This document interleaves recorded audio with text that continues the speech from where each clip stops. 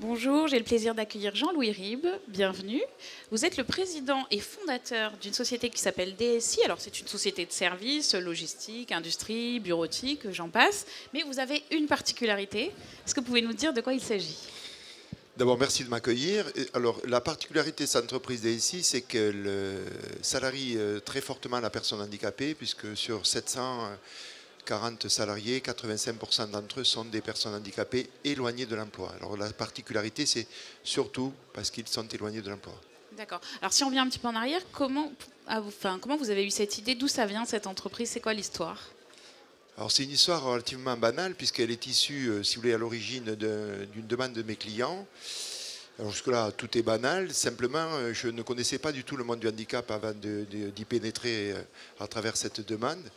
Et j'ai été très fortement choqué par ce que j'ai rencontré, ce que j'ai vu. Et donc, j'ai été complètement envahi pour mettre et mobiliser l'énergie vis-à-vis de ces emplois. Quand vous disiez c'est une demande de mes clients, Oui, c'est-à-dire? alors moi je suis issu du monde industriel, je suis un ancien de la prestation de services de haute technologie et j'œuvrais auprès des grands comptes français qui un jour, vous savez, après la loi de 87, il y a eu une obligation de 6% d'emploi dans les entreprises et de nombreuses grandes entreprises ont des difficultés à remplir cette obligation.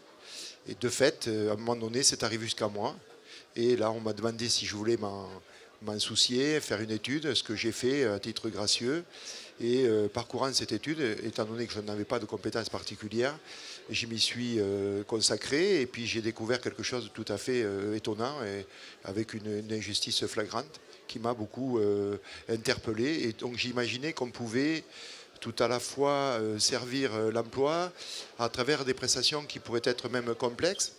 Parce que chaque prestation, globalement, il y a toujours des choses assez simples à mettre en œuvre en premier.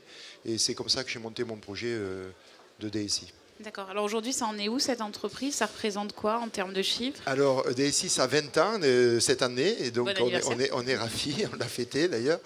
Et aujourd'hui, c'est une croissance moyenne aux alentours de 15 à 20 points par an depuis sa création.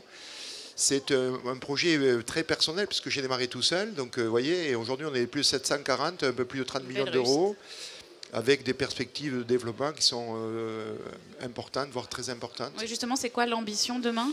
Alors, l'ambition, d'abord, il faudrait juste dire que la personne handicapée en France n'est pas très bien considérée, puisque je vous donnais quelques chiffres. 2008, c'est le début de la crise. Il y a 220 000 personnes handicapées au chômage. 2015, ils sont de plus de 500 000, donc c'est une croissance de plus de 230%.